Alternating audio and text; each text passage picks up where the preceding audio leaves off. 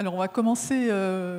Bonjour à toutes et tous, et merci à ceux qui sont encore là à cette heure un peu tardive du vendredi après-midi.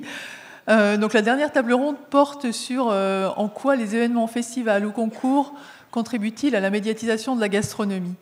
Alors en effet, on est parti du constat que depuis quelques décennies, une vingtaine d'années, il y a une multiplication des événements qui sont liés à la cuisine.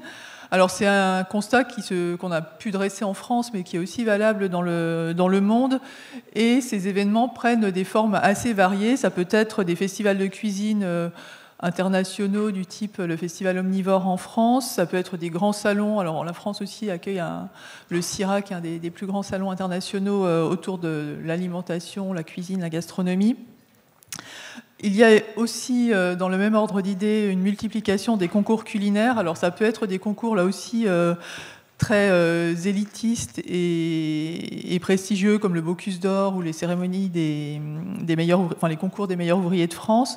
Mais il y a également une multiplication des concours à l'échelle locale, le championnat du monde de pâté-croûte, par exemple, ou le mondial du fromage, dont on va reparler prochainement. Et puis, ces concours aussi sont médiatisés de différentes manières, notamment avec la télévision qui a joué un rôle important dans la médiatisation des concours de cuisine avec les émissions que tout le monde connaît comme Top Chef.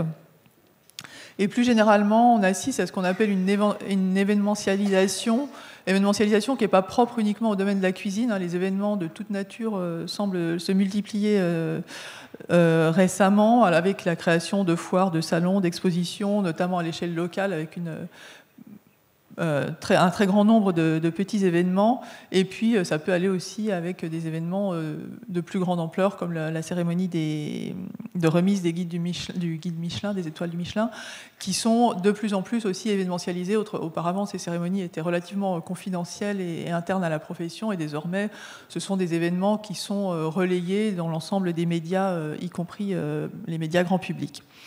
Alors, ce sont des événements qui sont physiques, mais qui existent aussi par leur médiatisation, au travers de relais que constituent les médias traditionnels, la presse, la télé, la radio, mais auxquels également s'ajoutent, et c'est aussi un phénomène relativement nouveau, les réseaux sociaux et le numérique en général, qui viennent donner aussi, amplifier l'effet que peuvent avoir ces événements. Alors ça suscite plusieurs questions qu'on va essayer de traiter les unes après les autres aujourd'hui. Pourquoi est-ce qu'on crée ces événements ? Quel est l'intérêt des organisateurs et l'intérêt des participants pour ces événements autour de la cuisine ? Quelle vision ensuite ces événements proposent-ils de la gastronomie ? Alors on a utilisé le mot gastronomie dans l'intitulé, donc je vais m'en tenir à ça. Mais comment on parle de la gastronomie au travers de ces événements et comment on la définit indirectement dans ces événements. Quel rôle jouent aussi les nouveaux médias, les réseaux sociaux, dont on a beaucoup parlé aujourd'hui, dans la médiatisation et l'amplification de la communication autour de ces événements. Et puis, dernière question, qui est sans doute la plus vaste, à quoi ça sert ? Quels sont les effets ? Quelles sont les retombées pour ceux qui les organisent, pour ceux qui y participent, pour les visiteurs aussi, qui peuvent être le grand public ou les professionnels du monde de la cuisine et de la gastronomie. Alors pour traiter toutes ces questions, j'ai le plaisir d'accueillir quatre invités. Alors je vais commencer par ordre alphabétique, qui n'est pas votre ordre de présence sur la scène.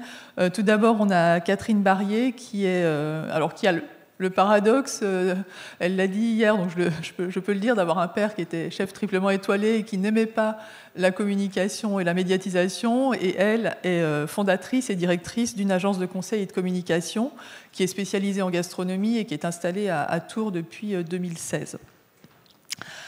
À ses côtés, tout au bout, Marina Lagel, qui est directrice de la communication et des affaires publiques à Tours Événements et qui a été par le passé directrice de cabinet à la mairie de Tours.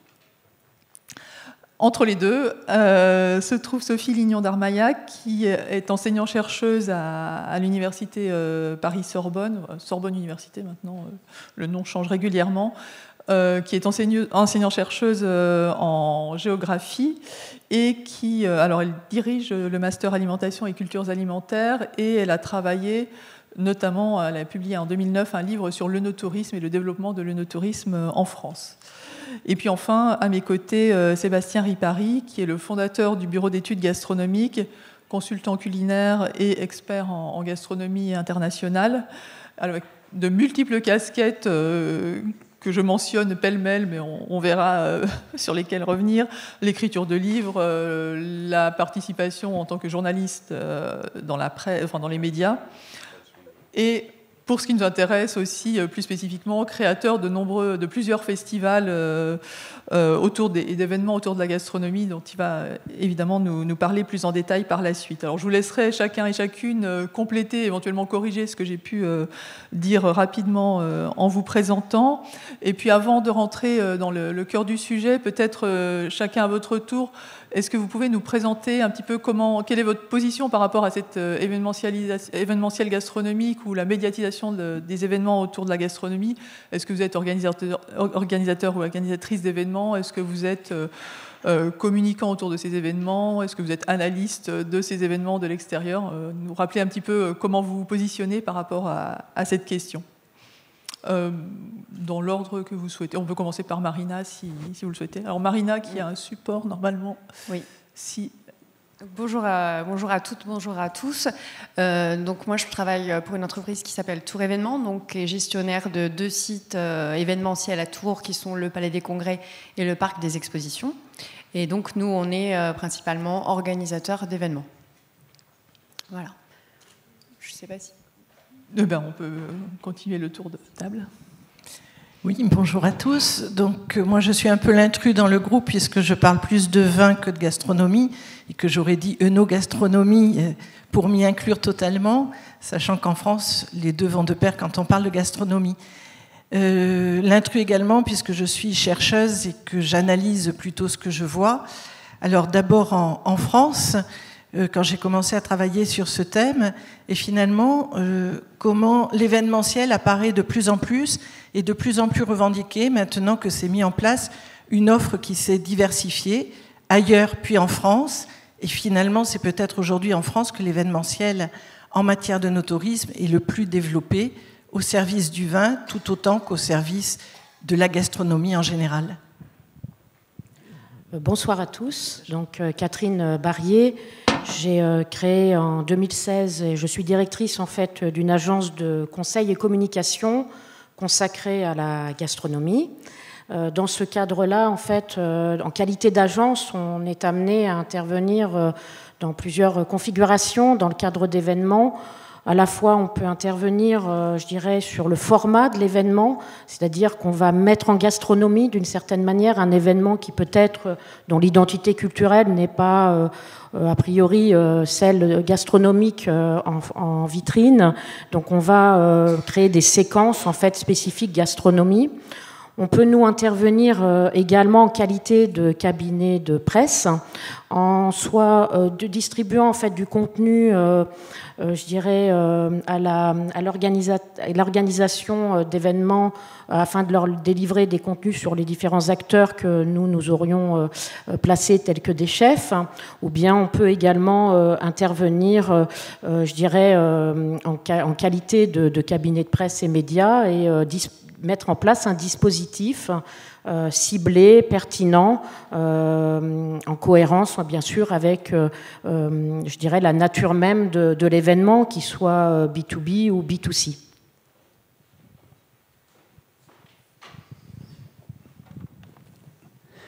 Moi, j'ai fait plein de choses.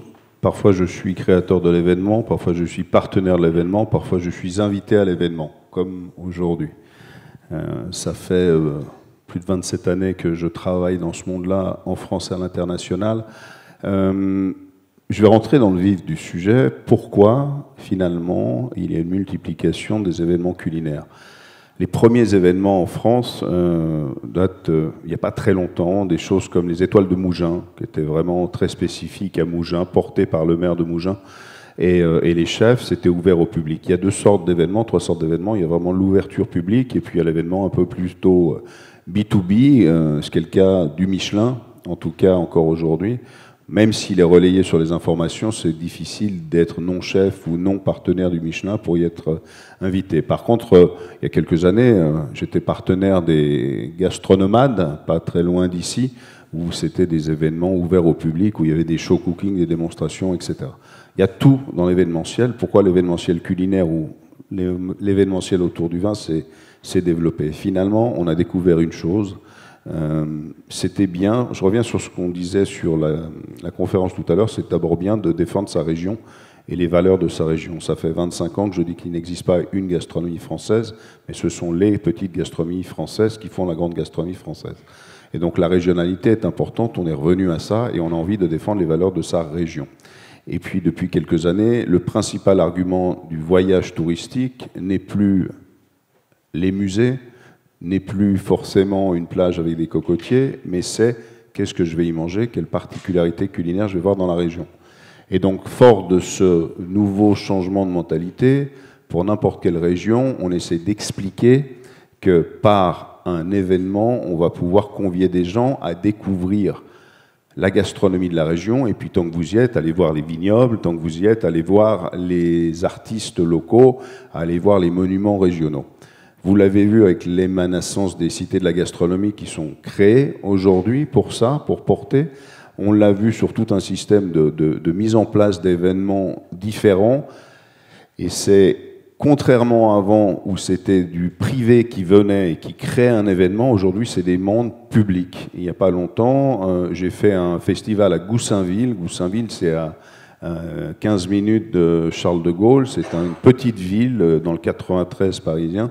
Et ils avaient envie de montrer qu'ils étaient multiculturels et que de cette multiculturalité, si j'arrive, multiculturalité, voilà, on pouvait en faire une force intéressante. Et cette force était évidemment reliée par la cuisine. Et donc c'était le moyen, par la cuisine, de montrer que les différences, elles étaient formidables, puisqu'elles étaient gourmandes. Et quand elles étaient gourmandes, elles sont beaucoup plus faciles d'accès quand elles sont sur d'autres thématiques plus compliquées. Et il n'y a pas encore très longtemps, on m'a demandé d'aller faire un speech justement sur ce sujet en Grèce, parce que cette région de Grèce était connue pour ses guerriers, était connue pour son archéologie et absolument pas pour sa gastronomie. Et ils ont remarqué qu'on allait en Grèce parce qu'on disait on mange très bien là-bas, et dans cette région-là, on n'y va pas parce qu'on ne sait pas ce qu'on va y manger. Donc la première raison, c'est d'abord, je parle de la partie grand public, c'est d'ouvrir des festivals gastronomiques pour défendre les valeurs de sa région. Ensuite, la médiatisation des chefs font en sorte qu'on a envie de les rencontrer. Et c'est un bon moyen pour le public d'aller voir les chefs sur scène, sur un show cooking, et de leur parler, et de défendre les valeurs. Après, la problématique, c'est très vaste, c'est que pourquoi le B2B, pourquoi le B2C, etc. Mais en tout cas, pour cette partie-là, voilà, c'est d'abord, on se rend compte qu'on mange intelligemment et différemment qu'avant, puisqu'on va dans le pays pour voir ce que la cuisine fait, et donc les régions défendent les valeurs de leur cuisine par ce genre d'événements. Ouais, alors ça permet de rebondir, je pense, peut-être commencer par Marina Lagel sur le rapport avec les institutionnels, enfin les régions et autres. Dans votre travail, comment est-ce que c'est des commandes sur les événements que vous organisez, et quelle place occupe la gastronomie dans les événements dont vous avez que vous accueillez dans les espaces dont vous avez la charge? Oui, alors en plus on est vraiment dans une actualité brûlante, puisqu'on vient d'ouvrir le salon Ferme Expo au Parc des Expositions de Tours dès ce matin. Oui, alors j'avais un support, je ne sais pas si ça fonctionne. Est-ce qu'on peut lancer les slides ? Non, on peut pas. Bon, donc c'est pas grave. Je vais vous raconter Ferme Expo. Donc Ferme Expo, c'est un salon qui se tient tous les ans en novembre. C'est un salon qui rassemble à peu près 38 000 visiteurs, qui mobilise à peu près 202 exposants exactement, qui est un salon de l'agriculture et de la gastronomie. Donc, depuis quelques années, on a vraiment essayé de remettre la gastronomie dans ce salon, qui était le petit salon de l'agriculture, un mini-salon de l'agriculture de Paris. On va retrouver beaucoup les animaux, quelque chose de très convivial, de très pédagogique. Et on a décidé de remonter la gastronomie, lui donner vraiment une place importante dans ce salon. Donc, avec un travail exclusivement avec des exposants régionaux et des artisans, pour avoir vraiment un bon produit bien fait et bien travaillé. Et d'où vient la demande ? Qui a décidé ce... Alors c'est partagé entre différents institutionnels, mais l'organisateur principal, c'est la Chambre d'agriculture locale, du coup, avec après la région centre, avec le département, avec la ville, avec la métropole. Donc tous les acteurs sont mobilisés pour avoir un événement qui est aussi pédagogique, parce que là, vous voyez, ce matin, c'était à peu près 8000 enfants des écoles qui sont venus pour apprendre à bien manger et à rencontrer aussi les producteurs, parce que finalement, derrière ce qu'on mange, c'est une histoire, c'est un métier, c'est une économie aussi. Et donc, c'est très important, je pense, de maintenir ces salons régionaux. Alors nous, on est aussi organisateurs, donc ça, c'est un salon exclusivement B2C, finalement. Et on est organisateur depuis quelques années maintenant d'un salon international qui s'appelle le Mondial du fromage, donc qui s'alterne sur le salon de l'agriculture de Paris et ensuite le Mondial du fromage de Tours, là qui est exclusivement B2B, qu'on avait B2C en partie jusqu'en 2019, mais qu'on a vraiment réorienté sur le B2B avec justement une médiatisation qui est complètement différente, avec des médias internationaux, avec plutôt toucher des médias de la filière, du coup. Et du coup, ce salon, ça rassemble à peu près 3650 visiteurs professionnels, donc des grands acheteurs de la grande distribution, des acheteurs des compagnies aériennes, enfin voilà, on va avoir ce type d'acheteurs. Et en 2019, je vous disais, quand on était encore B2C, donc on était B2C sur une soirée qu'on organisait, la soirée du Mondial du fromage, où on a mis en place le plus grand plateau de fromage du monde, ce qui était assez communicant du coup pour les médias. Donc on a eu énormément de retombées, même si des années et des années on a eu le salon B2C. C'est vraiment ce côté un petit peu merveilleux du plus grand plateau de fromage du monde. Alors je vais vous donner les chiffres, c'est un plateau de 150 mètres avec plus de 1000 fromages présentés, ce qui représentait 3 tonnes de fromage sur le plateau. Et donc voilà. Et donc ça, au niveau de la médiatisation, ça a été très important sur notre salon. Faut savoir que quand on crée un événement, alors que ce soit B2B ou B2C, dès la conception du produit événement, on va penser, nous organisateurs, le plan média, je pense que voilà, et du coup on va y mettre aussi le curseur budgétaire, parce que finalement toute la médiatisation de nos événements, derrière il y a aussi toute une économie. Donc les partenariats qu'on peut faire sur Ferme Expo en local, on va faire des partenariats avec des médias de la PQR, la Nouvelle République, France Bleu Touraine, et sur des événements internationaux, des partenariats plus importants. Est-ce que vous pouvez nous en dire plus sur ce type de partenariat, comment ça fonctionne et comment vous les élaborez ? Alors, on va établir une stratégie de plan média et de savoir quelle ambition on souhaite donner à l'événement et quels sont ensuite les médias qui vont être à propos pour parler et diffuser et faire rayonner notre événement. Et puis ensuite, on a différents niveaux de partenariat. Donc, soit c'est du partenariat d'échange, de visibilité. Les radios, clairement, voilà, ils nous donnent des spots et nous, on met en avant leur marque en termes de visibilité. Ou alors des partenariats plus poussés. Sur le Mondial du fromage, notamment, on a donc le magazine, donc le magazine du fromage qui s'appelle Profession Fromager. Ça veut pas, hein. Non, c'est pas grave. Si, non. Bon, ouais, j'abandonne. Donc Profession Fromager, avec qui j'ai tout éteint. Je suis désolée. Voilà, qui du coup va travailler avec nous, même le programme du salon. C'est-à-dire qu'on n'édite plus de programme de salon, c'est vraiment le média qui va venir avoir un numéro spécial pour présenter le plan du salon et les différentes animations. Donc il y a plusieurs niveaux de partenariat possibles. Et on a inclus dans les événements les concours divers et variés. Est-ce que ça fait aussi partie des moyens utilisés pour créer de la médiatisation ? Oui, alors sur le Mondial du fromage notamment, donc on a un concours de différentes médailles, or, argent, bronze. Chaque année, on va avoir 1500 fromages du monde entier qui concourent. C'est gigantesque, avec des juges professionnels du monde de la gastronomie et de la restauration qui viennent juger les fromages. Donc il y a à peu près 400 médailles qui sont distribuées. Ce qui permet ensuite aux producteurs de fromage d'avoir un rayonnement incroyable, de pouvoir vendre plus ces fromages dans des endroits qu'ils n'auraient pas du tout pensé. Je pense notamment, quand on a commencé le mondial du fromage, on a travaillé avec le Brésil. Donc au Brésil, à l'époque, il y avait 1 ou 2 fromages qui étaient présents dans le pays. Suite à leur venue au Mondial du fromage, ils ont rencontré aussi des producteurs français, parce que la France, c'est quand même aussi le pays de la diversité de ce type de produits, et la manière de travailler. Ils ont eu des médailles, ils sont rentrés dans leur pays, et maintenant, le fromage est devenu un élément très important, je dirais, du repas des Brésiliens. Vous voyez ? Donc l'événement peut aussi changer de manière sociétale, finalement. Oui, c'est pas qu'un événement médiatique. Non, et avec tous ces fromages médaillés, on a décidé cette année d'élire le meilleur fromage du monde.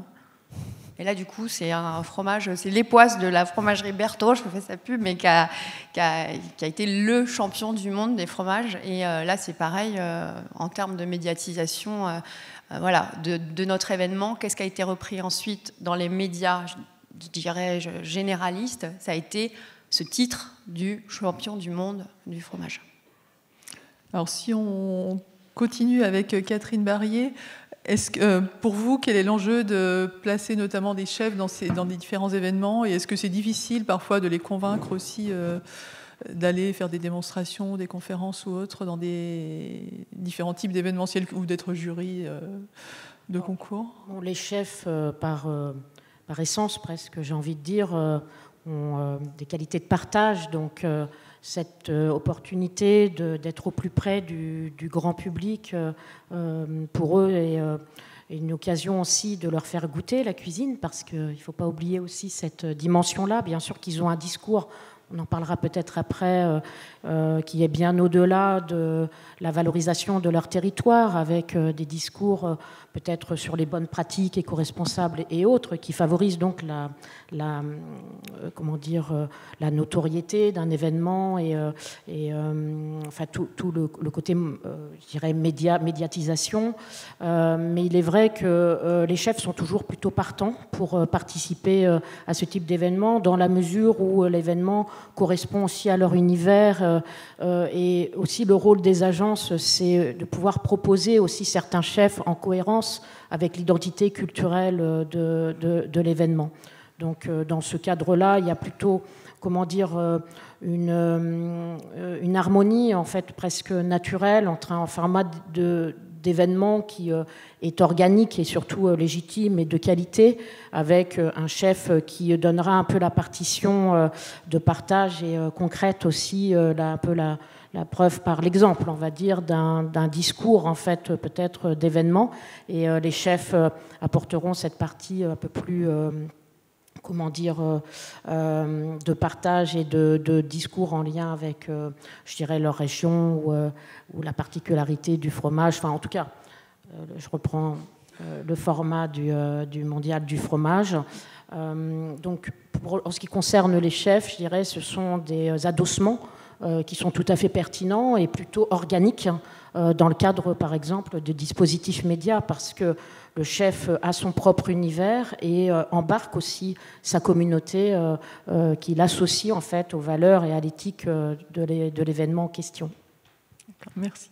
Et Sébastien, de votre côté, alors vous avez créé les événements aussi assez directement. Est-ce que vous pouvez nous en dire un peu plus sur comment ça s'est passé? Est-ce qu'on est venu vous chercher? Est-ce que c'est vous qui aviez proposé, je ne sais pas si vous avez un ou deux exemples. Tout dépend de l'événement, de l'instant.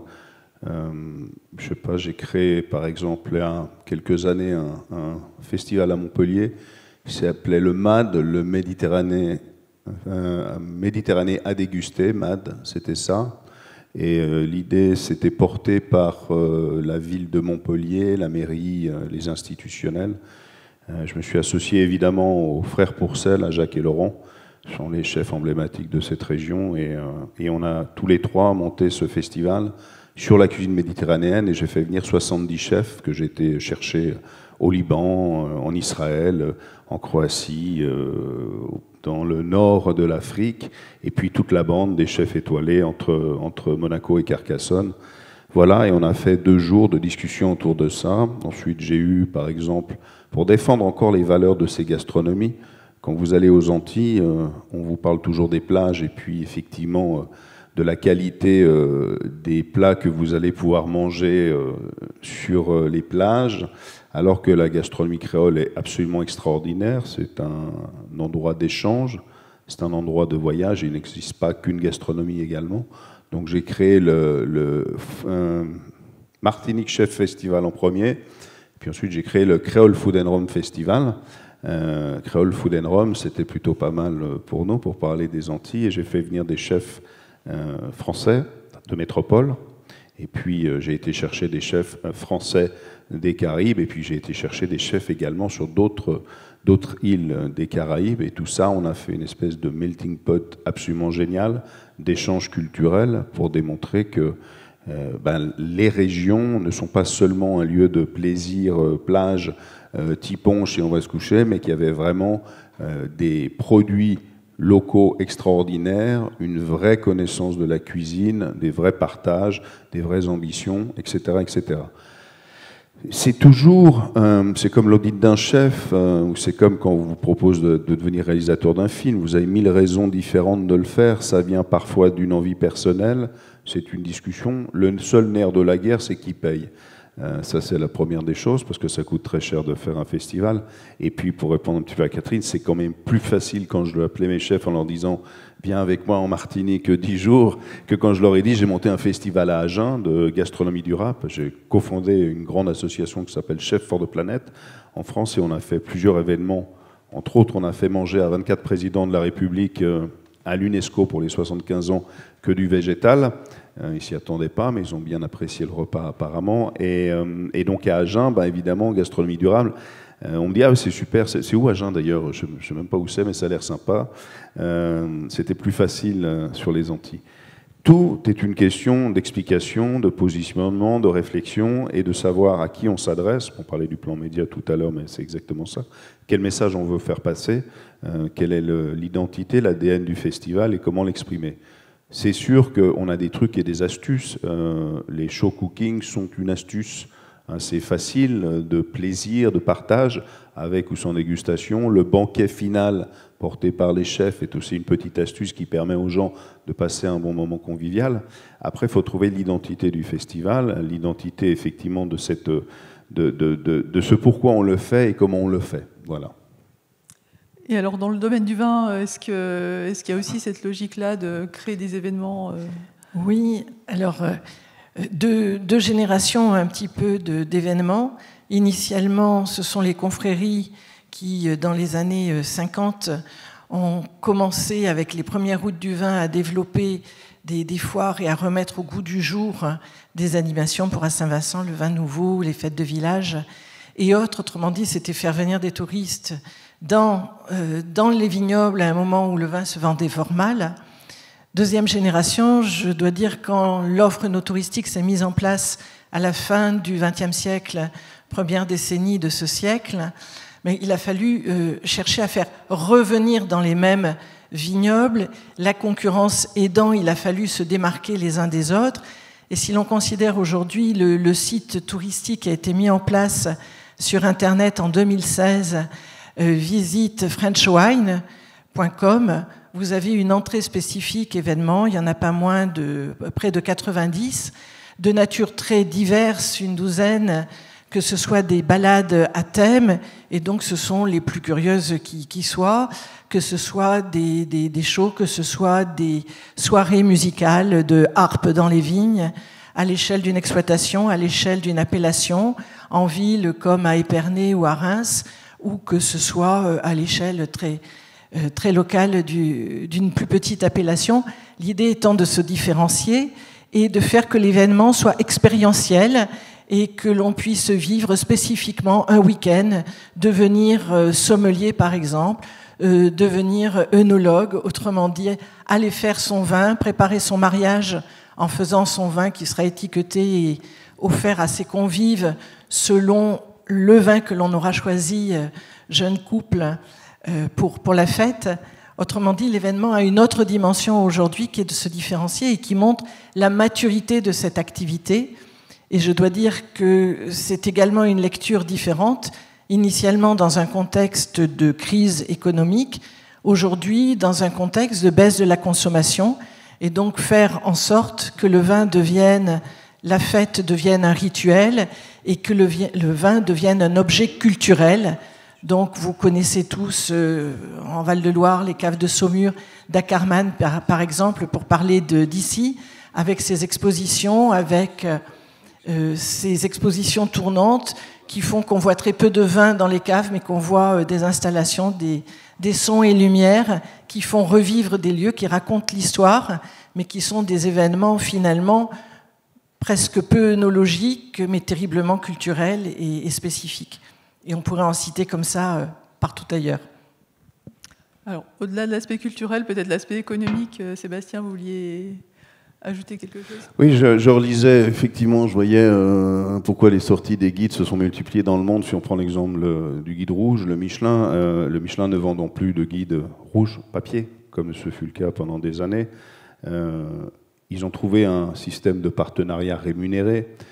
Certains pays se plaignaient à l'époque de ne pas avoir le guide chez eux.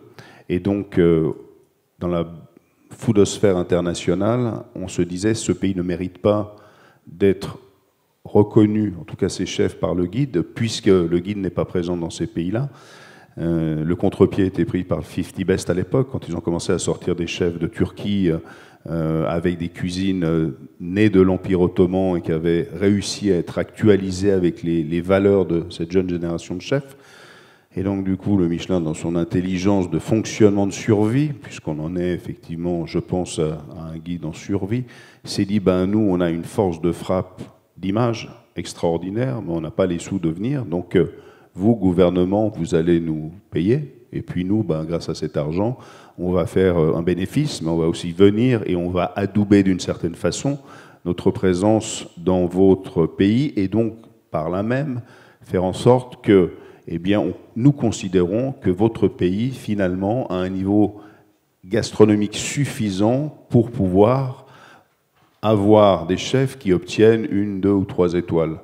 Donc, c'est ce que je disais tout à l'heure, c'est le facteur gastronomique étant tellement important dans l'identité aujourd'hui du pays par rapport aux voyageurs lambda, qu'en payant les couleurs du Michelin, ou le Goemio fait exactement la même chose, puisqu'on peut acheter des licences Goemio dans certains pays, et la Turquie, Gökmen, un copain, vient de l'acheter, parce qu'il y a 5 ans, je lui ai présenté l'ancien directeur du Goemio, il avait envie d'avoir un guide pour montrer que la Turquie, aux yeux du monde, ils avaient un autre guide déjà qui existait, mais qui n'était pas très connu, et qui était surtout tenu par le gouvernement, et soi-disant moins indépendant que le Goemio, soi-disant 3 petits points, je ne sais pas, mais en tout cas, cette idée-là, c'était de porter le fait que nous, Turcs, avons une gastronomie formidable, et nous avons envie d'exister aux yeux du monde. Donc, ce sont des échanges de partenariats financiers qui sont, d'un côté, vous trouvez un moyen de faire connaître votre pays via la gastronomie sur un support internationalement connu, et de l'autre côté, moi, guide, qui n'ai plus du tout les mêmes moyens qu'avant et qui suis en survie, j'ai besoin de survivre, donc de trouver des nouveaux leviers financiers, et ceux-ci me permettent de tenir encore quelques années. D'accord, merci de cet éclairage. Peut-être on va passer sur la vision de la gastronomie qui est proposée par ces événements et le travail dont certains d'entre vous ont déjà commencé à parler d'éditorialisation. Comment est-ce qu'on choisit le contenu de ces événements, l'orientation qui est donnée, la coloration et quel type de gastronomie on va mettre en valeur ou pour le cas du vin aussi, quelle représentation de la consommation de vin on va essayer de promouvoir au travers des événements. Alors, je ne sais pas qui... Oui. Mais on va faire un tour de table dans le... En fait, je dirais que ça dépend vraiment de l'événement. Enfin, nous, en tant qu'organisateurs d'événements, donc on a des événements qu'on invente nous-mêmes, mais auxquels il faut qu'on trouve une économie, parce que ça coûte cher, parce que c'est un lieu, parce que c'est des fluides, parce que c'est de la communication à mettre derrière, c'est un plan média à mettre derrière.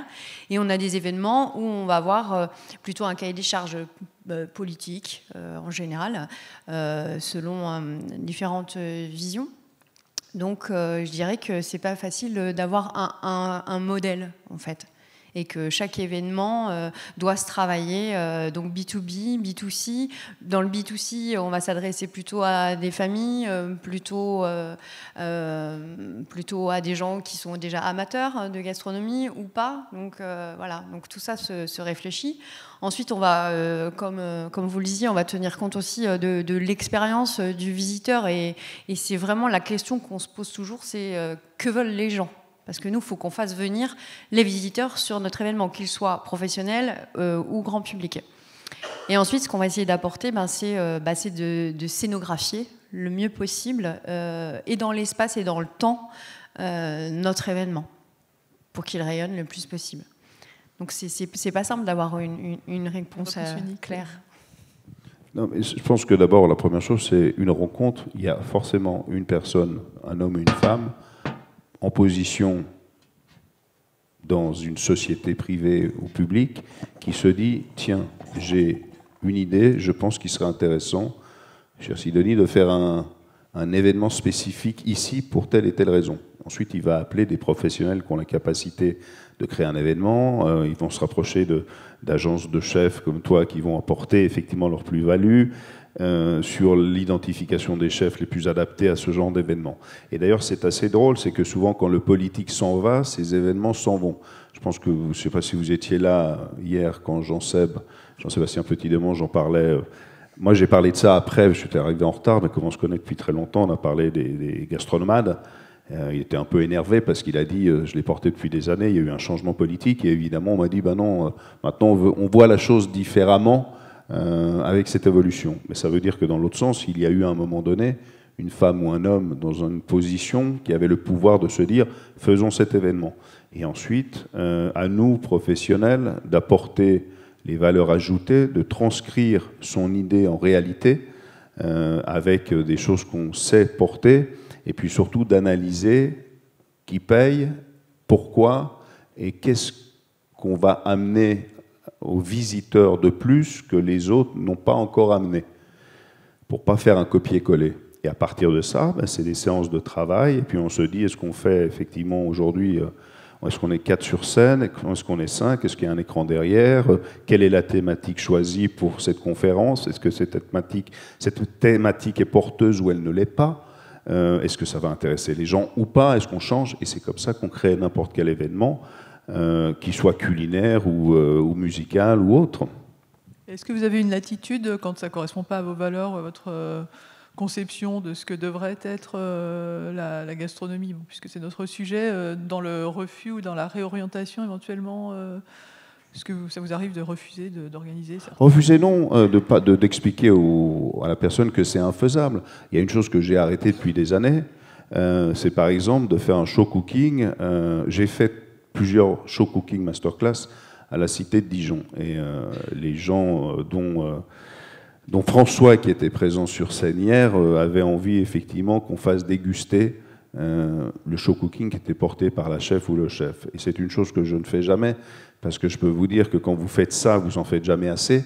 Il y a une espèce de bagarre, les gens se jettent dessus.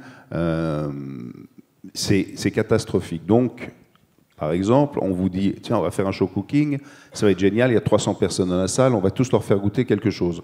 Tu dis d'abord, c'est le temps, c'est que 300 bouchées, 3 bouchées, je peux les faire en 45 minutes, 300 bouchées, ça va être compliqué, sauf si on fait un show cooking de 5 heures. Donc on les fait en amont, mais après, il faut compter exactement le nombre de gens. Il y a des gens qui viennent, qui en prennent 3, donc l'autre personne qui dit, ah, mais c'est pas possible, j'ai pas eu ma bouchée. Je ne peux pas le dire autrement, c'est un bordel monstre.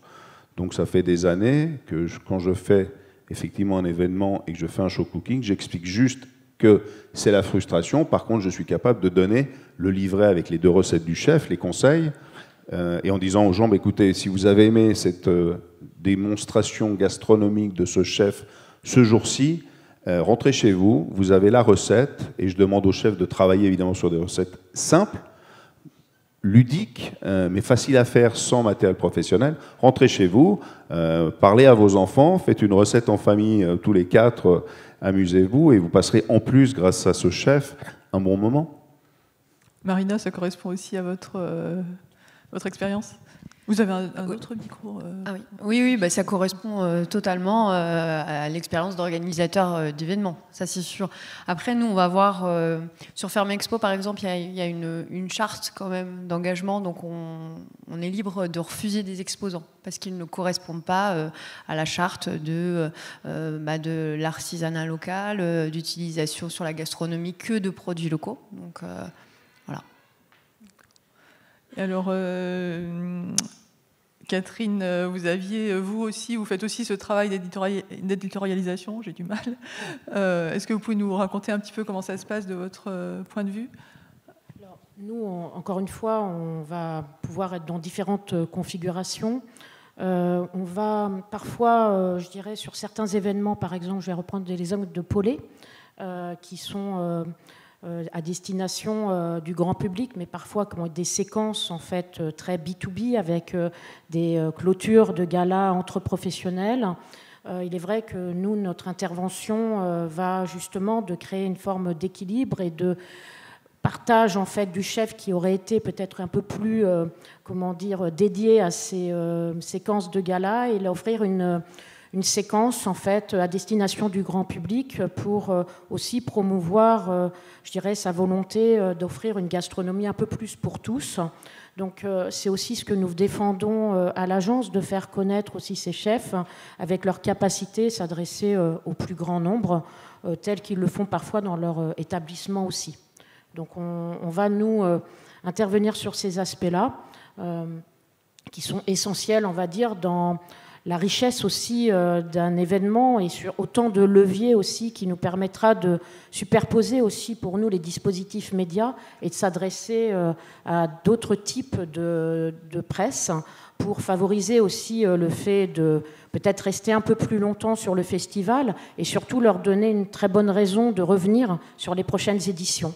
Pour moi, c'est aussi un facteur clé de succès dynamisant pour, je dirais, les séquences, en fait, comme pour vous, justement, ce concours du meilleur fromage au monde, cet événement, en fait, qui a vocation, justement, à trouver ces évolutions au fil des ans, avec des particularités qui sont issues aussi de la forme du vécu. Vous nourrissez du vécu pour créer des autres éditions peut-être un peu plus pertinentes par rapport à le marché, à ce que peut-être le grand public vous a restitué. Donc nous, notre rôle dans ces cas-là, c'est aussi de pouvoir formaliser, restituer, trouver les bons champs lexicaux, puisque c'est aussi un des facteurs clés de la médiatisation, c'est de pouvoir aussi revenir à l'écrit et de pouvoir apporter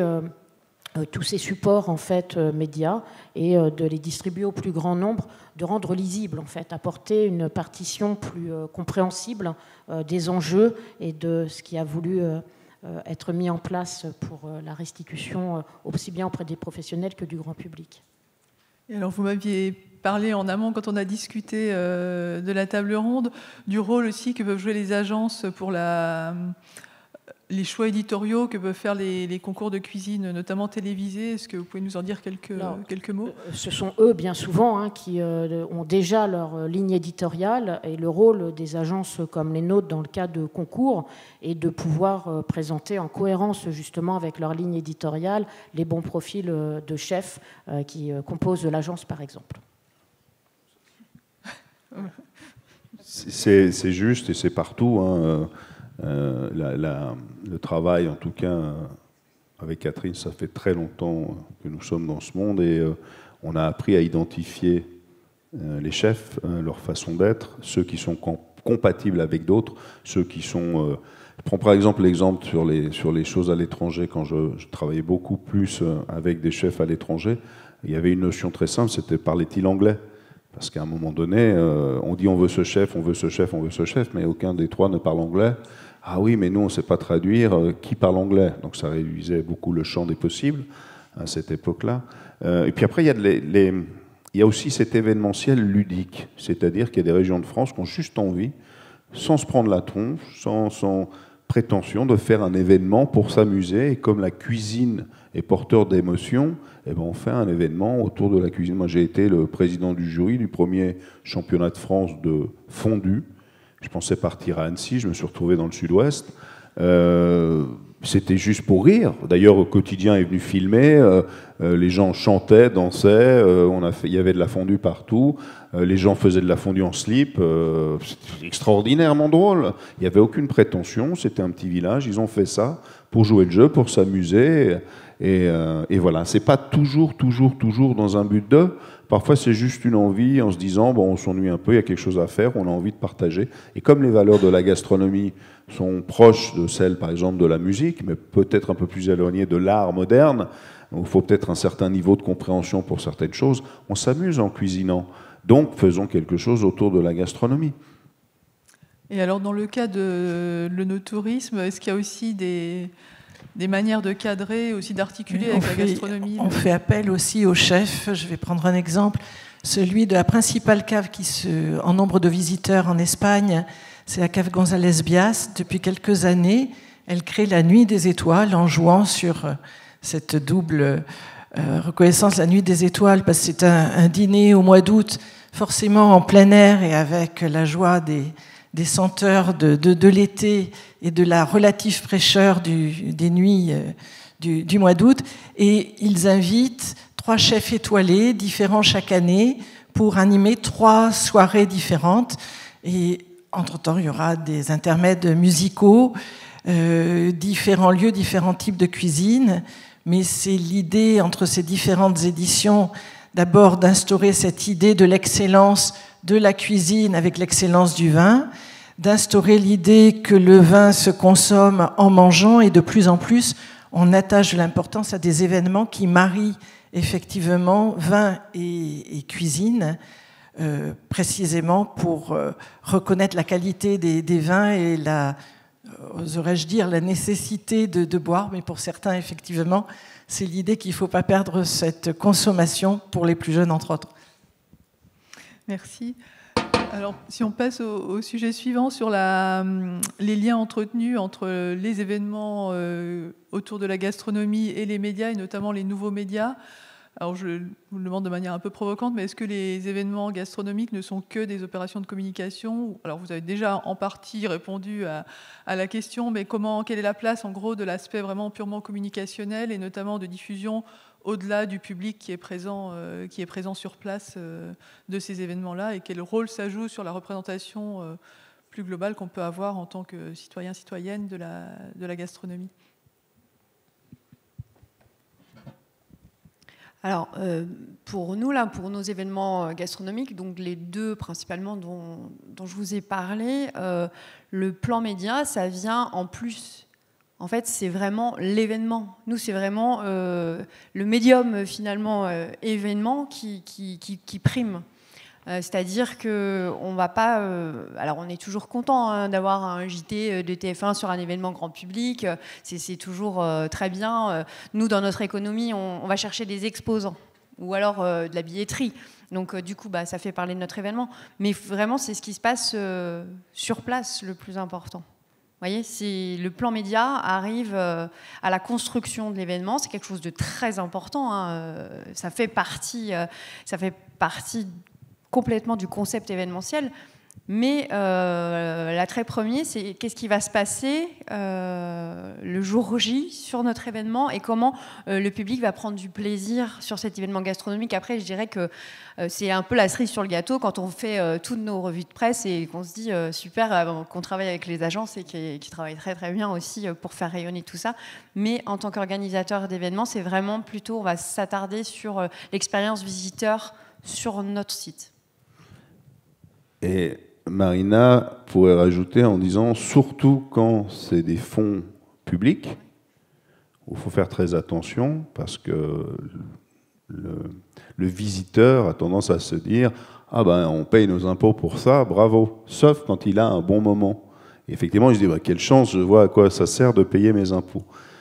Et le média, après, est pour la pérennité et pour la transmission. Soyons honnête, je veux dire, je vous parlais tout à l'heure de transpi de quotidien. c'est sûr que le résultat était ludique, mais n'était pas dans la philosophie de l'image qu'on voulait passer. C'est pas ça l'intérêt. Il y a une médiatisation en amont pour expliquer, c'est de l'informatif. C'est à telle date, c'est pour telle personne, ça vaut tant, vous pouvez venir à telle heure, à telle heure, à telle heure. Et puis ensuite, c'est la cerise sur le gâteau en disant, ben en plus, on a un TF1, donc ça accrédite, surtout auprès des partenaires et auprès des participants, en disant, vous avez vu, vous avez bien fait parce que vous êtes passé sur TF1. Voilà, c'est un peu ça. Mais la vraie question, c'est qui paye et à quoi ça sert. C'est pour ça finalement, un grand événement dure dans le temps. Si on prend la musique et on prend les francopholies, pourquoi ça dure dans le temps? Parce que finalement, c'est pas cher, parce que c'est populaire, parce qu'il y a une belle... sur scène, on a une belle programmation, et puis on a une fidélisation de ces participants qui se retrouvent comme un rendez-vous important dans leur année, en se disant, on va venir, on va se poser, on va voir tel et tel show, parce qu'on aime cette personne, etc. Puis on se boit une bière et on en discute et on en rit. C'est vraiment ça qui est important en gastronomie, c'est la même chose. Il faut tenir dans le temps. Les étoiles de Mougins ont tenu 12 années. Gastronomade, ça doit être à peu près la même chose, parce qu'on avait apporté une plus-value à l'événement que les autres n'avaient pas. Et elle était ancrée profondément dans la région. Peut-être je rajouterais qu'effectivement, il faut aussi remettre à leur place les médias, c'est-à-dire que le facteur clé pour moi de succès d'un événement, c'est bien sa réalité, sa belle réalité, et c'est quand même avant tout le soin apporté, la qualité de l'événement qui va favoriser de façon organique son succès.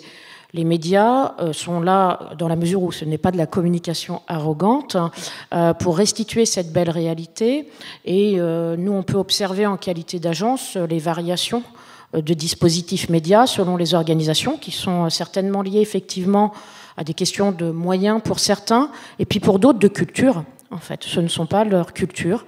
Donc il est vrai que dans le cadre de la médiatisation, pour moi, ce n'est pas un gros mot, et au contraire, il faut pouvoir en bénéficier, puisque ça a quand même ses vertus de génération de flux sur l'événement, tout comme un restaurateur s'inquiète toujours de savoir est-ce que son restaurant sera plein. Donc les médias, dans ce cadre-là, ont des vertus marketing et qu'il faut absolument favoriser, et que j'encourage, bien sûr. Mais disons que la colonne vertébrale quand même du succès et de sa viralité organique, elle est intimement liée quand même à la qualité de l'événement lui-même. Oui, complètement. Et sur des médias généralistes, on ne peut jamais anticiper les retombées puisqu'on est lié à de l'actualité. Donc est-ce que notre événement gastronomique va passer devant une actualité politique? Non.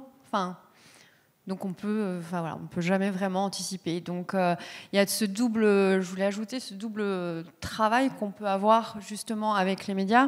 On va avoir le travail avec les relations presse, du coup avec le travail avec les rédactions. Donc comme vous le disiez, du communiqué de presse à l'envoi du dossier de presse, et puis après on va voir un petit peu s'ils viennent à la conférence de presse, et puis sur le jour J qui sera présent.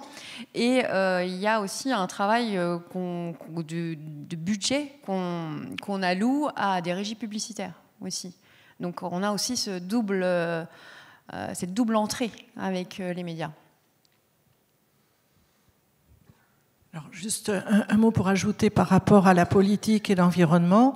Dernier événement terriblement médiatisé dans le monde du vin, la visite de Charles III et de la reine Camilla chez Smith-Lafitte. Il est clair qu'ils sont passés et dans la presse régionale et à la télévision dans différents journaux.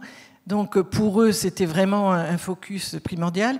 Et l'occasion plus largement et pour cette propriété très ouverte et très en pointe sur le no-tourisme, mais aussi pour l'échelle du vignoble bordelais, parler du développement durable, essayer de faire valoir effectivement cette ouverture, plus des 3/4 du vignoble qui est maintenant en conversion, si ce n'est déjà en bio.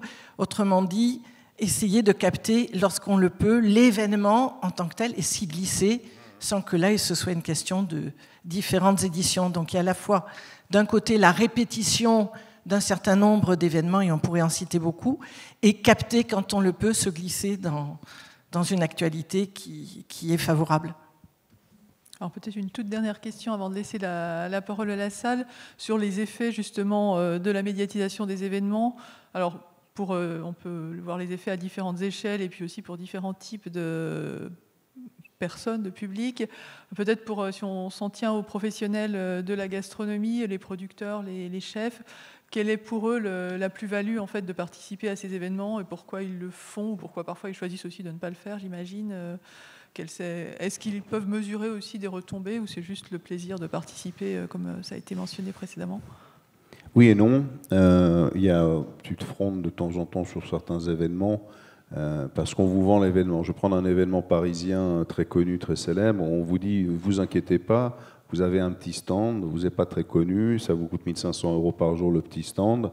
Et grâce à ce petit stand, vous avez un panel de chefs formidables qui vont passer et ils viendront vous voir et peut-être vous pourrez leur vendre votre produit. Et pour le chef, il y a une entrée, il y a pratiquement 550 ennemis prêts à lui sauter à la gorge jusqu'au moment où il va sur la scène. Et donc la réaction du chef n'est pas du tout positive et on comprend aussi parce qu'il va passer comme il peut avec des gens qui disent « Ah mais chef, je veux vendre ça, etc. » Ces gens ont effectivement tendance à comprendre trop tard qu'on avait surtout besoin qu'ils achètent un nombre de mètres carrés et ça s'arrêtait un petit peu là.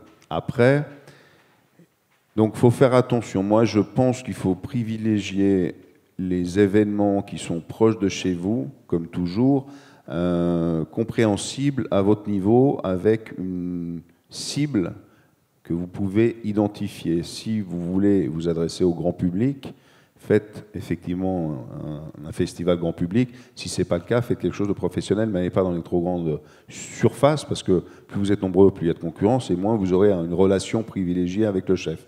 Et ça coûte cher. Je vais prendre 2 exemples. Par exemple, un exemple parisien. Moi, j'étais le conseiller gastronomique de Ridexpo, donc ça veut dire équipe hôtel, entre autres. Je peux vous dire que équipe hôtel, à l'époque, fonctionnait très bien. C'est des millions et des millions de mètres carrés vendus à des prix exorbitants. Et puis, petit à petit, les gens ont commencé à comprendre que finalement, quand ils faisaient les entrées, ce que ça leur avait coûté et ceux qu'ils avaient récupérés, c'était pas aussi rentable que ça. Et ça le devenait de moins en moins. Donc, il y a eu une migration en disant « Non, mais c'est bon ». Effectivement, j'ai plus envie de louer ces mètres carrés parce que de toute façon, il y a tellement de concurrence, il y a tellement de gens qui viennent qui n'ont pas le temps. Et de l'autre côté, c'était notre problématique, la mienne y compris. Il y a quelques années, j'ai monté un festival à Paris qui s'appelait avec M6, qui s'appelait Cuisiner by M6. Et j'ai Lignac qui m'appelle et qui me dit « C'est pas du tout possible, Sébastien, je suis caché dans un coin, ils m'attendent. Je t'en supplie, viens m'aider, viens faire le garde du corps. » Ils veulent tous me parler, je peux plus, ils veulent me vendre des trucs. Mais ce qui était réel, donc je me suis mis devant lui, on est passé comme ça, on a traversé la salle où des gens disaient « Chef, goûtez ça, chef, je vais vous montrer ça, chef, j'ai un verre d'eau, j'ai un verre incassable, etc. » Mais ces gens avaient raison de le faire aussi parce qu'ils avaient payé dans la réalité ce petit moment de partage avec les chefs. Donc c'est toujours un salon est un outil plus ou moins bien fait, plus ou moins professionnel, avec des gens qui vous apportent plus ou moins de choses.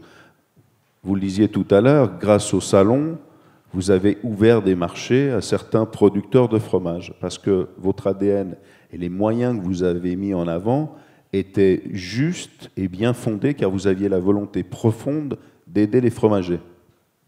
D'autres ont une volonté profonde de survie, de vendre du mètre carré, et puis après, débrouillez-vous. Donc, n'importe quel producteur, n'importe quel négociant en vin, peu importe n'importe quel chef, regardez vraiment où vous mettez les pieds et essayez de comprendre si l'investissement a une véritable rentabilité, vous aurez un vrai retour sur investissement ou pas.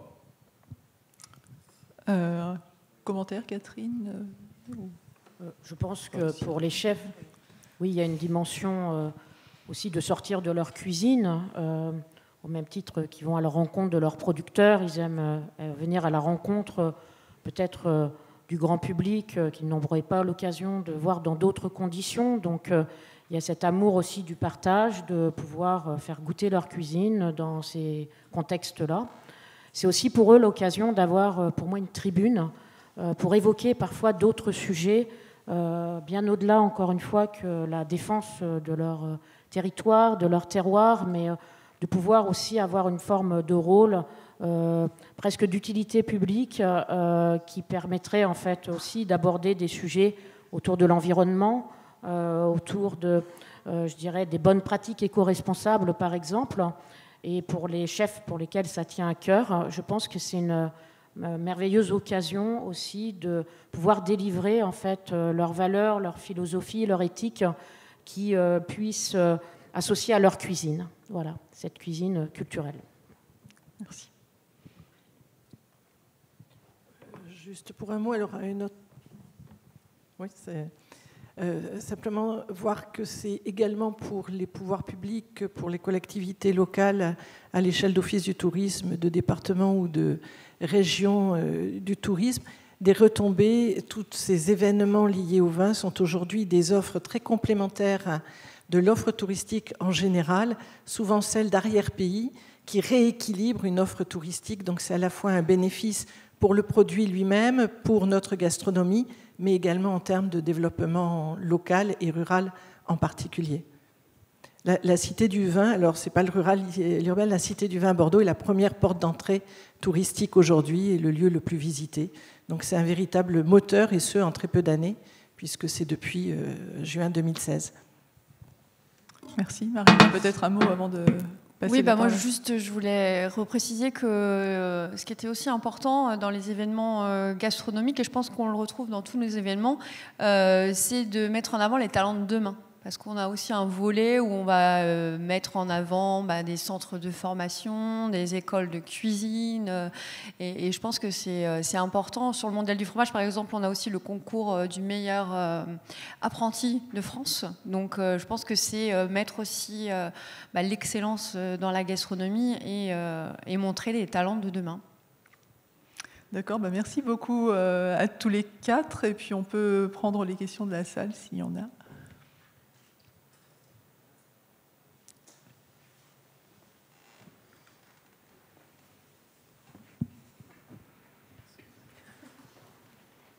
On a une question devant. Oui.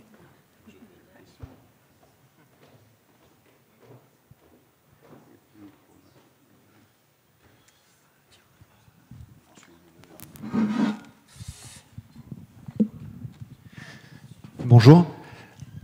J'aurais aimé avoir votre avis sur l'arrivée de certains acteurs dans le secteur des événements culinaires, d'acteurs de grande portée du type IMG, GL Events. Comment est-ce que vous percevez l'évolution des événements qui ont été pris en charge par ces structures depuis leur arrivée? Est-ce qu'un salon comme l'Omnivore a changé de nature? Et si oui, comment?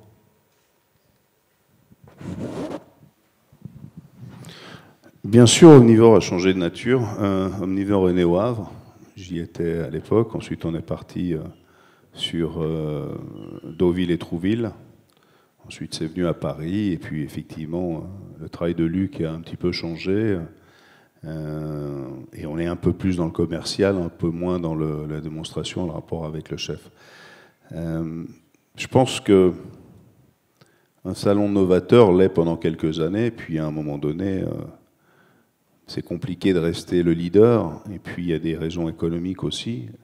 Quand je monte un festival gastronomique autour de la gastronomie durable, les premières personnes qui m'appellent sont les moins durables, mais qui ont beaucoup d'argent. Et ceux que je veux faire venir sont les plus durables, mais ils ne peuvent pas payer le stand. Donc il faut trouver des partenariats différents pour que ceux que nous avons envie d'avoir sur le salon.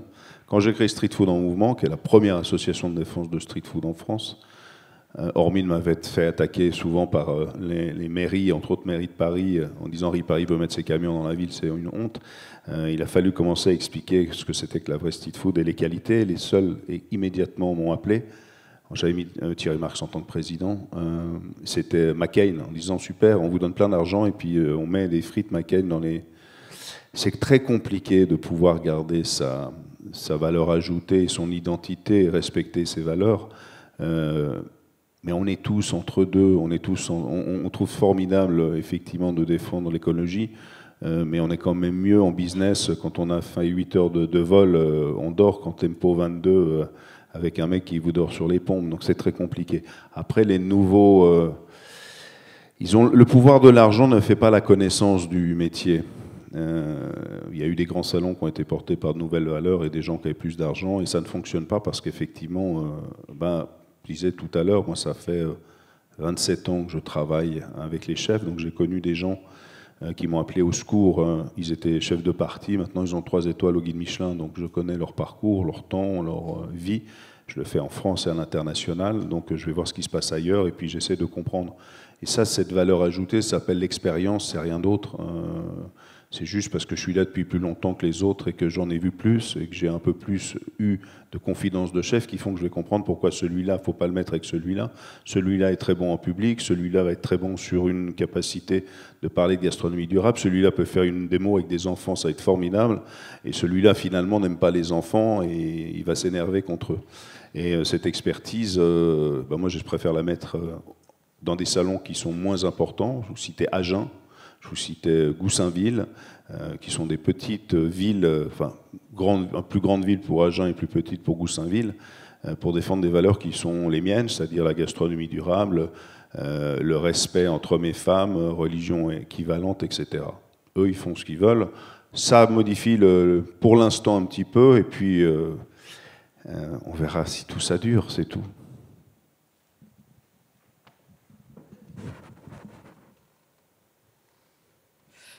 Bonjour, j'avais une question surtout pour Sébastien Ripari et Catherine Barrier. Je suis curieux de savoir si vous êtes sollicité de temps en temps. Il y a beaucoup d'événements, comme on le sait tous, dans différents domaines. On est un petit peu gavé d'opportunités culturelles. Voilà, quand on regarde, on se dit tiens, qu'est-ce que je vais faire ce week-end, ne serait-ce qu'une ville comme Tours, qui n'est pas une très grande ville, on a déjà l'embarras du choix quasiment tous les week-ends de se dire où est-ce qu'on va sortir.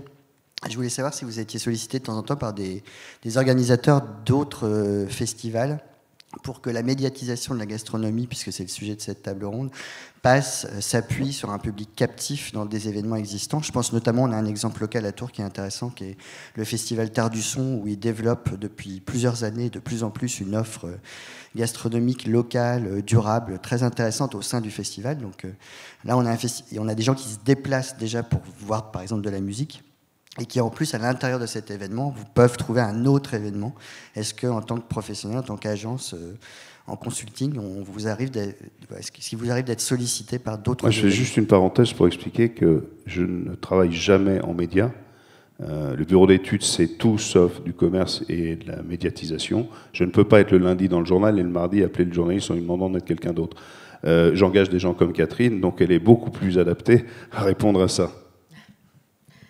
Ce qui concerne Terre du Son, je pense que à travers même leur, je dirais, encore une fois, colonne vertébrale première, qui est celle aussi de mettre en valeur en fait les talents musicaux, je pense que c'était important pour eux de pouvoir exprimer aussi et d'apporter le même soin à l'unité de restauration que ce qu'ils ont pu faire dans leur aligner, on va dire, leur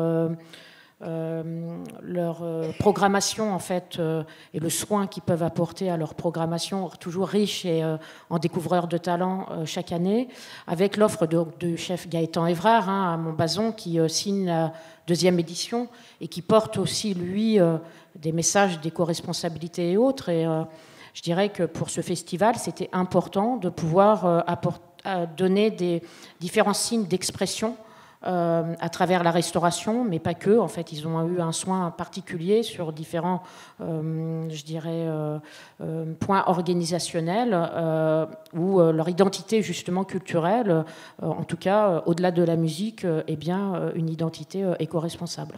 Et ils ont voulu l'exprimer jusqu'à l'offre de restauration, et le chef Gaëtan Évrard a parfaitement pu être l'ambassadeur de ces 2 éditions dans ce cadre-là.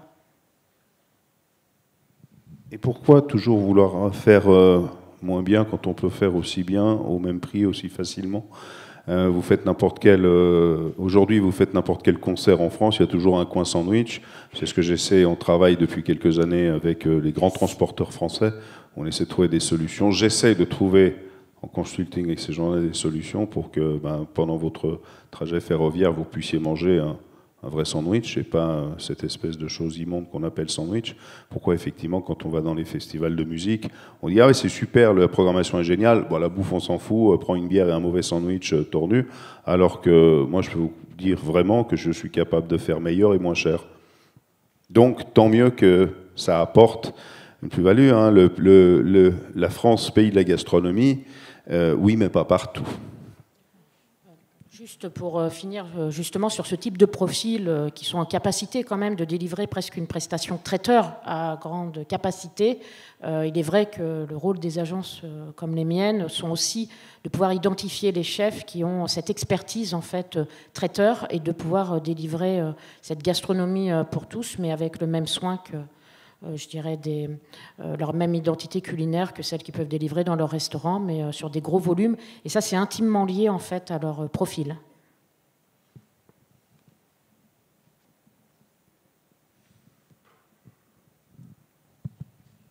Excusez-moi, une question plutôt pour tous, pour en profiter, expérience variable. Et j'ai plutôt deux questions. La première question, c'est, j'ai entendu hier des participants remettre en question la crédibilité des concours des vins qui décernent des médailles au vin. Et selon vous, comment ces concours pourraient-ils améliorer leur communication envers les consommateurs finaux? Donc ça, c'est la première question.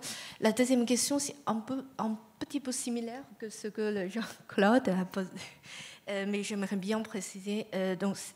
Comment gérer le paradoxe selon lequel les vignerons ou les marques gastronomiques disposent des budgets plus restreints pour participer à des événements, mais ce sont aussi qui ont également un besoin accru de plus de visibilité. Merci d'avance.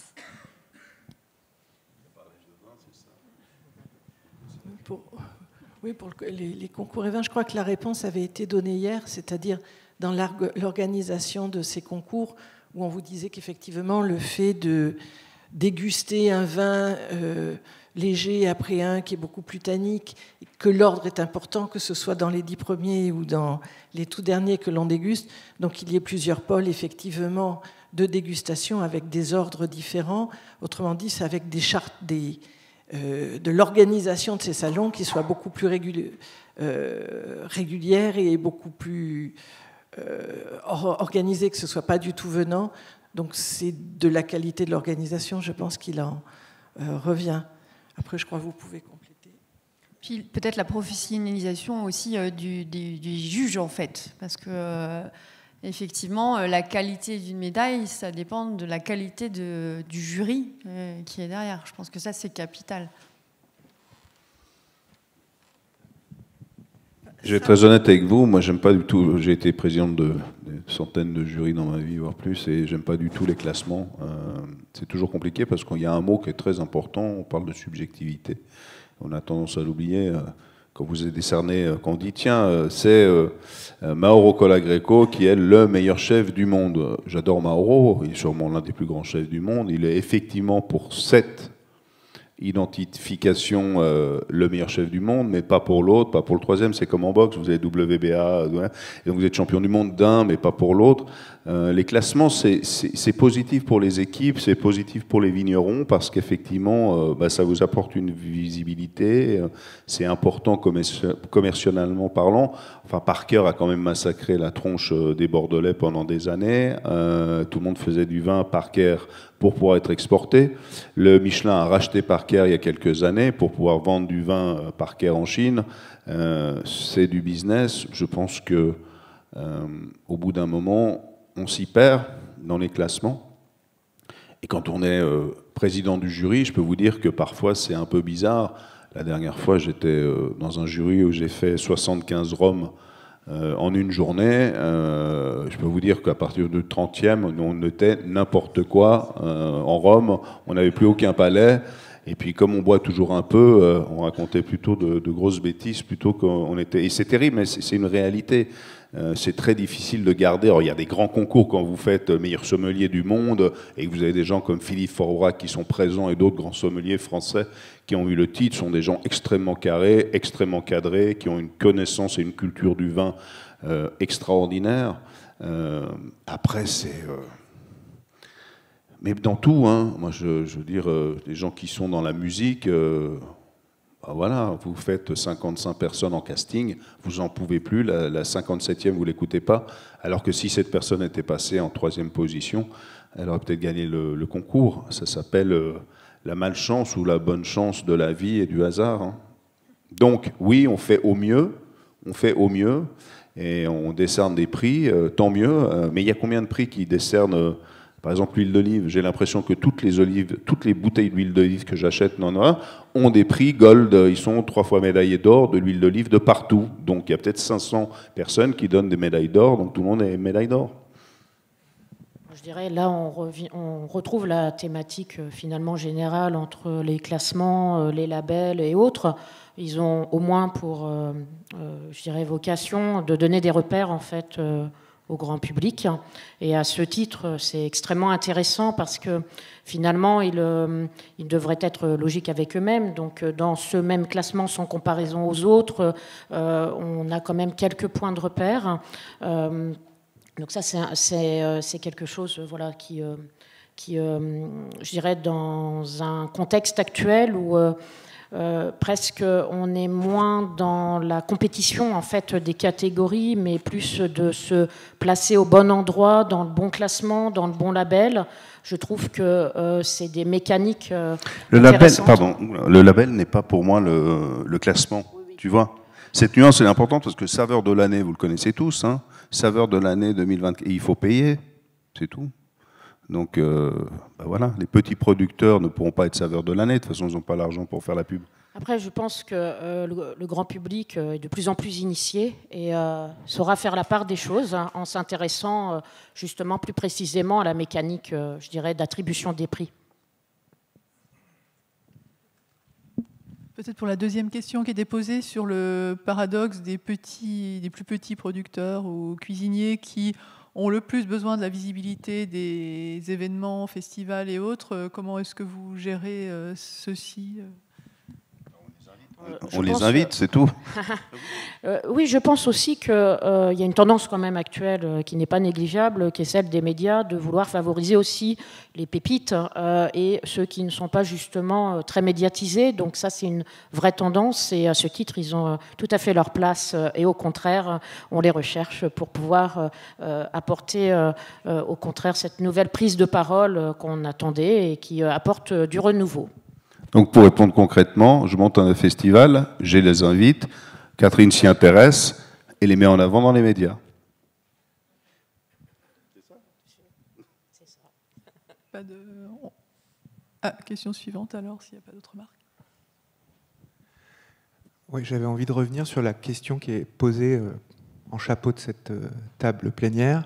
En quoi les événements contribuent-ils à la médiatisation de la gastronomie ?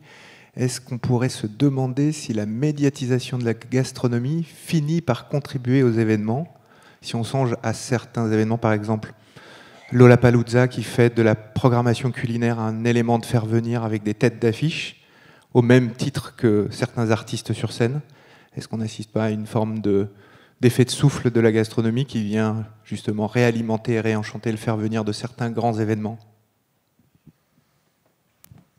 Oui, je pense qu'on est vraiment là-dedans. Je pense que la médiatisation de la gastronomie donne aussi aux gens l'envie, encore plus l'envie de venir sur des événements gastronomiques. Je pense que la programmation gastronomique, les animations qui sont mises en place sur les différents événements, les différentes foires, les différents salons, va être déclencheur pour le public de venir à ces événements. Et c'est quelque chose que vous poussez ou qui vient de la part des organisateurs d'autres événements d'avoir une offre ? Je pense que c'est à peu près sur tous les événements. Enfin, nous, c'est ce qu'on ressent, du coup. Je pense qu'il y a un jeu de convergence, en fait, hein, et que tout ça se fait merveilleusement écho dans la mesure où ils sont bien alignés et en harmonie, en fait, quand tout est bien, quand je dirais, pensé et qu'ils nourrissent le même objectif, il n'y a aucune raison qu'il n'y ait pas ce jeu de convergence qui soit organique et qui favorise, en fait, le succès. Peut-être parfois jusqu'à l'indigestion.